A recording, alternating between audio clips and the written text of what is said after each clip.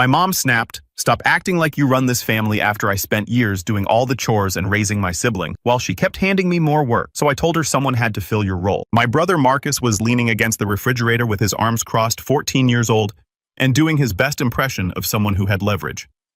My sister Mia was sitting at the table, already 10 years old, and looking at me with the particular expression she got when she wasn't sure which way the wind was blowing, cautious, watchful, waiting to see which side would win before she committed.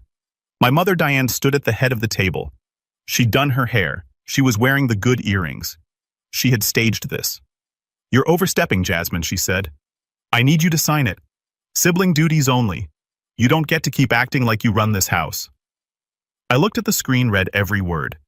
It wasn't long, barely half a page, but it had been written carefully enough that I knew she hadn't done it herself. Someone had helped her, a friend maybe, or someone she'd found online. It outlined in plain language that I agreed to limit my involvement in household management to peer-level sibling interaction only, and relinquished any self-appointed authority over the minor children in the home. My siblings stood behind her like they'd just won a war. I picked up the stylus. I smiled. And I mean, I really smiled, the kind that starts in the chest. I signed my name in clean cursive, right on the line. "If a sister is what you want," I said, "then a sister is exactly what you'll get." Nobody moved for a second. My mother looked satisfied. Marcus looked triumphant. Mia looked relieved in the uncertain way of someone who doesn't fully understand what they've just agreed to. I handed the iPad back, got up from the table, walked to my room, and closed the door quietly behind me. I sat on my bed for a long time. I wasn't crying. I was thinking. I was thinking about what Monday morning was going to look like, and I was thinking about how 9 years of invisible labor was about to become very visible. I was 9 years old the first time I made breakfast for my siblings. Marcus was 6. Mia had just turned 2. My mother was in her bedroom with a man named Derek, who drove a white pickup truck and smelled like cigarettes and too much cologne. It was a Saturday. I remember the specific quality of that morning light, thin and yellow through the kitchen blinds. The kind of early fall light that makes everything look slightly wrong. I climbed onto the counter to reach the cabinet. I made scrambled eggs because that was the only thing I knew how to make. I burned the first batch and had to start over. I got Marcus situated in front of the television with a plate and a sippy cup of apple juice, then went back to try to feed Mia in her high chair. That was the first morning. It was not by any measure the last. What happened over the next 8 years was not a dramatic collapse. It was a slow transfer. My mother was not a monster in the obvious sense. She loved us. I believe that even now. But she was 24 years old when she had me, and she had never really finished growing up herself. She worked. She had a job at a medical billing office downtown 9 to 5, and she kept that job, and the bills mostly got paid. But the interior life of the household, the invisible infrastructure that makes a family actually function, that drifted to me with such gradual inevitability that by the time I was 12, I couldn't have told you exactly when it happened. I learned to cook from YouTube, seriously. I watched a 45-minute video on how to make a proper grocery list when I was 10 years old. I learned about nutrition labels. I learned how much a pack of chicken thighs cost at the Kroger on Westbrook versus the one on Palmetto, and which bus to take when Mom needed the car. I forged her signature on permission slips and school forms so many times that by 8th grade, my version of her signature looked more like hers than hers did. There was one particular incident I think about now. Marcus was 11, and he'd gotten into a fight at school, a bad one. Bad enough that the principal called for a parent conference. I called my mother at work, and she said she couldn't leave early, and could I handle it? I was 14. I sat in Principal Garrison's office at Creekside Middle School wearing my nicest sweater, and I handled it. I talked about Marcus's home environment. I asked about counseling resources. I took the referral sheet. Principal Garrison looked at me across that desk with an expression I couldn't fully decode at the time, something between admiration and concern, and said, "You're very mature for your age, Jasmine." I didn't know yet that this was not a compliment. I thought it was. My mother was not cruel about the arrangement exactly. She didn't thank me either. It was more that she'd developed a kind of practiced amnesia about what I actually did. She believed on some level that things just ran, that the house operated by some benevolent domestic magic. When I reminded her of something I'd done, she'd get annoyed. "You don't have to announce everything, Jasmine. Nobody asked you to do all that." And when I didn't do something, she'd be confused and hurt, like a system experiencing an unexpected error. I had a boyfriend for 3 months in junior year. His name was Devin, and he was funny and smart, and he played bass guitar. We broke up because I kept canceling plans to handle things at home. He wasn't unkind about it. He just said, Jazz, I feel like I'm always competing with your family. I wanted to explain to him that it wasn't like that I didn't have a choice. But even as I opened my mouth, I realized I didn't entirely believe that anymore. That was October of my junior year, 6 months before the iPad. I had started to pull back slightly, started saying no to a few things, setting small tentative limits. And my mother had noticed. And apparently she decided the solution was to formalize my limits for me, to make my withdrawal from the role official and binding, to ensure that I could not choose on some future Thursday morning to simply resume being useful.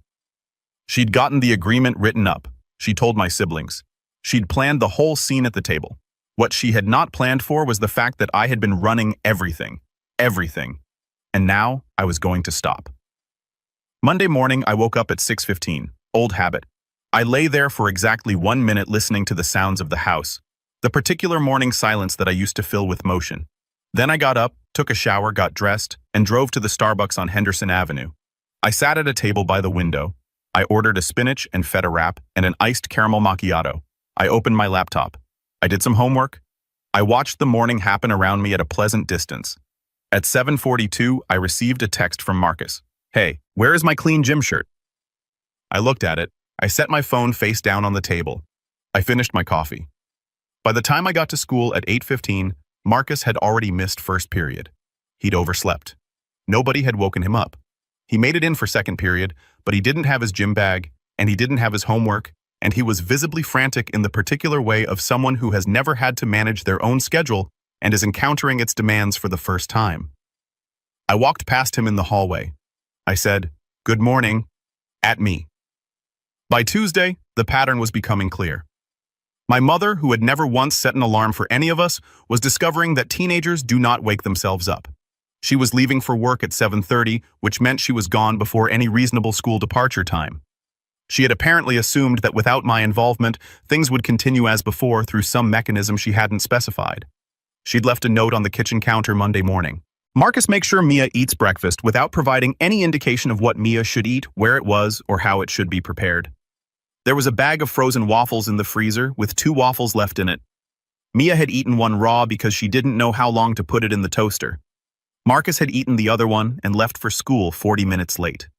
By Wednesday, my mother had been written up at work. She'd been 2 hours late. She'd gone back to get Marcus up a second time after he fell back asleep, and she'd missed a meeting. She was furious when she got home. She stood in the kitchen and talked about how nobody in this family respected her time. I was at the kitchen table studying. I looked up, once looked back down. "Jasmine, are you going to say anything?" "You're venting," I said. "I'm listening. You could help. I signed an agreement." The silence that followed was tense and particular. She went to her room. Thursday, I was heading out the front door at 7:50 when Marcus caught me in the hallway. He was wearing the same gray t-shirt he'd been wearing since Monday. I could smell him from 3 feet away. "Hey, Jazz, quick favor. Can you grab me some deodorant? Mine ran out." I pulled the agreement up on my phone. I'd screenshotted it. I turned the screen toward him. "That sounds like mothering." His face went through several distinct phases. Disbelief, then irritation, then the particular expression of a 14-year-old boy who has just encountered the concept of consequences for the very first time. "You're being dramatic," he said. "Have a good day, Marcus." He muttered something at my back. The smell followed him for another week. Friday, the guidance counselor sent an automated attendance alert. Marcus had missed 7 class periods in 4 days. Mia had been flagged for arriving without lunch money 3 days running. The school cafeteria had a policy about that. They'd been giving her a peanut butter sandwich from the emergency tray, which she ate alone because she was embarrassed. She hadn't told anyone because she didn't want to get in trouble. I knew this because Mia texted me about it Friday night at 11:30, long after she should have been asleep. She wrote, "Jazz, I'm really hungry. Can you make something?" I texted back, "There's frozen pasta in the bottom drawer of the freezer. The microwave instructions are on the bag." She texted, "I don't know how to use the microwave for that." I sent her a voice message walking her through it step by step because she was 10 years old and hungry, and I was not able to let a 10-year-old go to sleep hungry, but I said nothing to my mother. I did nothing to fix the larger situation because the larger situation had been formally and legally established by a signed agreement, and I had signed it with a smile, and I meant every word. Saturday was Mia's orchestra recital at Hartfield Community Center. I arrived on my own 15 minutes early and found a seat near the back. I had not reminded my mother about the recital. I had not laid out Mia's dress, which I had picked up from the dry cleaner 4 months earlier and hung carefully in her closet in its plastic sleeve. I had not checked that she had her music folder or her rosin or clean hair. Mia walked onto the stage in her good dress, wrinkled, badly wrinkled, like it had been balled up in a drawer. There was a stain on the left side, something orange, maybe juice or sauce, that had clearly been there for some time and not treated. Her hair was in a rushed ponytail with several chunks escaping at the sides. She looked out into the audience with the particular expression of a child who already knows something is wrong but hasn't been told what yet. The parents around me went quiet in that uncomfortable way. A few murmured. A woman next to me leaned toward her husband and said something I didn't catch. 2 kids in the orchestra pit pointed and whispered to each other. Mia played well. She really did. She was genuinely talented, but the performance barely registered because the whole room was looking at the dress. After the recital in the hallway, her teacher, Ms. Okafor, a kind woman in her 50s who genuinely cared about her students, pulled my mother aside near the water fountain. I moved to where I could be heard. I stepped right in. I can actually speak to that, I said loudly enough that every parent in that hallway could hear me clearly. We had a family restructuring recently. I was overstepping my sibling boundaries. My mother made that official with a written agreement, so she's fully in charge now for really the first time. Isn't that right, Mom? My mother's face went the color of chalk. I held up my phone and showed Ms. Okafor the screenshot. She read it. Her expression shifted from concern to something slower and more complicated. No more Jasmine dictatorship, I said. The words came out steady. They tasted like 8 years of accumulated weight finally being set down. Mia had been standing 6 feet away. She bolted for the bathroom. I could hear her crying from the hallway. My mother stood frozen while parents gathered, while Ms. Okafor held the phone with both hands and kept reading while the entire comfortable social machinery of a suburban community center recital stopped making its usual noise and directed itself at Diane Williams. I walked to my car. I drove home. I made dinner for 1. Monday morning, my phone rang at 7:58. Unfamiliar number, local area code. Is this Jasmine Williams? Yes, this is Renata Solis from the guidance office at Hartfield Middle and Elementary. We've received multiple reports over the past week regarding the welfare of Marcus and Mia Williams. Are you available to speak? I have class in 20 minutes, I said. But I can talk now. Can you describe your role in your siblings' daily care? I don't have one anymore, I said. I had authority over their care for a long time, but the family determined I was overstepping. There's a formal agreement. I'd be happy to send you a copy. A long pause. How long did you have that role? Since I was 9 for about 8 years. Another pause longer. Thank you, Jasmine. We may need to follow up. I understand, I said. I'm available anytime. I went to class. That afternoon, the school made a report to Child Protective Services. I didn't find out until that evening when my mother came into my room at 8:17, still in her work clothes, makeup, halfway off, looking like someone who had been hit by something she hadn't seen coming. CPS is coming, she said. They're doing a home visit. I looked at her. If they see the house like this, like what I said. She stopped. She looked at the kitchen through the doorway. I could see it from where I sat. Dishes in the sink with mold furring the edges of the plates. 3 full trash bags piled near the back door because nobody had taken them out. The refrigerator, which I had stopped restocking 10 days ago, holding 1 container of leftover rice that had probably turned 2 days ago and a half-empty bottle of ketchup. The laundry situation, which I did not need to see to know the condition of. She knew. Jasmine, you made me sign an agreement, I said. The doorbell rang at 9:04. We both rose. The social worker's name was Patricia Ellery. She was in her mid-40s, natural hair, reading glasses on a lanyard around her neck, a tablet in one hand, and a calm that I recognized immediately as professional. The particular calm of someone who has walked into rooms like this before and knows what comes next.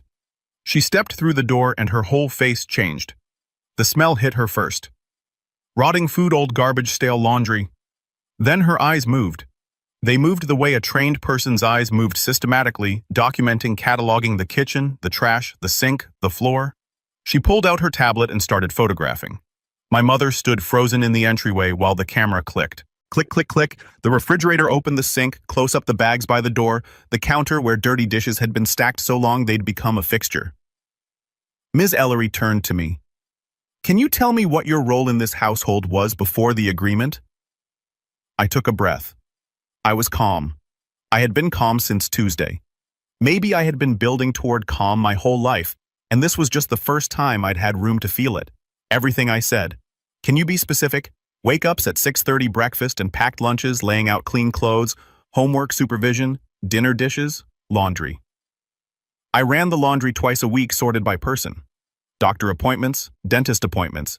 I had taken Marcus to his pediatric asthma checkup in February and tracked his inhaler prescriptions.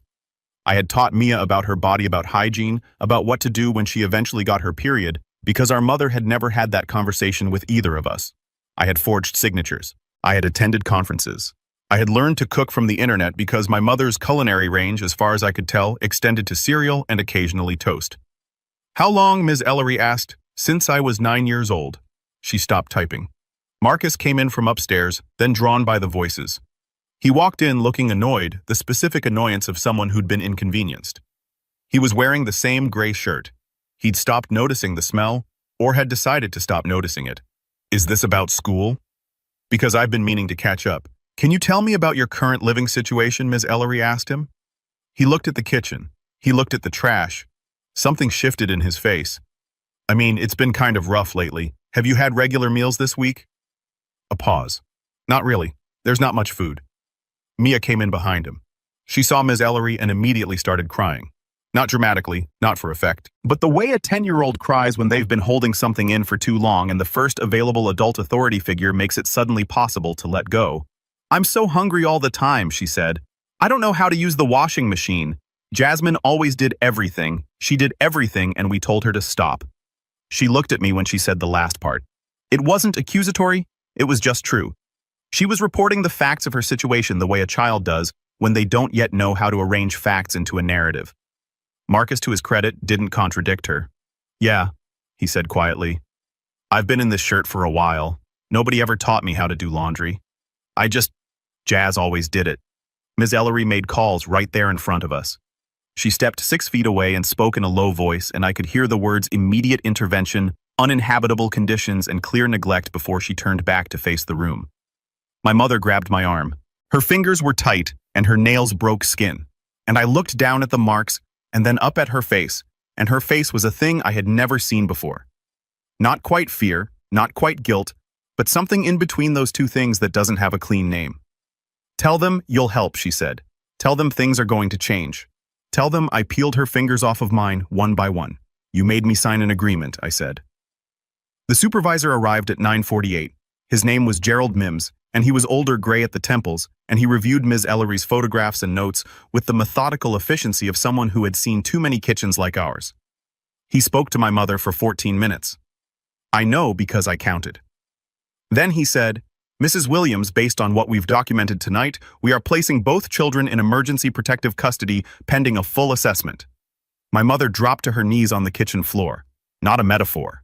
She literally dropped like something had been cut. She grabbed Mr. Mims's arm and she was saying things, promises and explanations and justifications, and he was speaking to her calmly and firmly about next steps, and she wasn't hearing any of it. Workers went upstairs. I could hear them moving through rooms. 2 small bags came back down. Marcus had packed his own. Mia's had been packed by the worker quickly, practically the essentials. Mia looked at me across the kitchen. I had been the fixed point in her life for as long as she could remember. I had been the one who made things right. She looked at me with 8 years of trust and the absolute expectation that I was going to fix this. I didn't move. Marcus followed the workers without looking at me. He was holding it together by not looking at anyone. They walked them to the SUV parked at the curb. I stood in the doorway. It was a clear night, cool, the kind of September night that smells like something ending. Mia got to the curb and spun around. She screamed at me from 20 feet away. Not words at first, just sound, the kind that comes from somewhere below language. Then, you did this on purpose. I watched their faces disappear behind the window glass. I watched the SUV drive away. I stood in the doorway for a long time after the taillights vanished. My mother was on the floor behind me still. I went to my room, I put my headphones on. I did not cry until approximately 2 o'clock in the morning, and when I did, it was quiet and thorough, and I let it happen completely. The investigation took 3 weeks. During that time, I was interviewed twice, once by Ms. Ellery and once by a family court investigator named Shannon Park, who asked me very precise questions and wrote down my answers with the focused attention of someone building a case.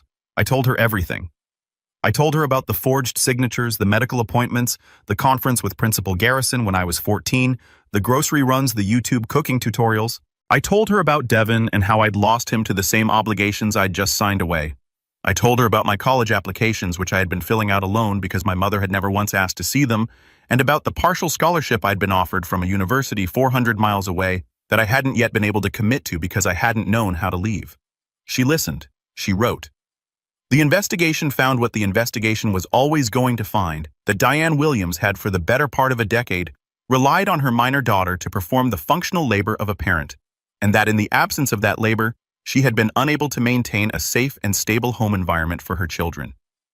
Marcus and Mia were placed with my Aunt Carol in Decatur.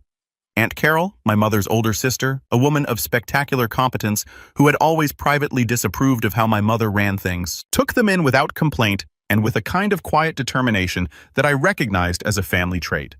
She called me the first day. "I know what you did, and I know why you did it," she said. "You were right.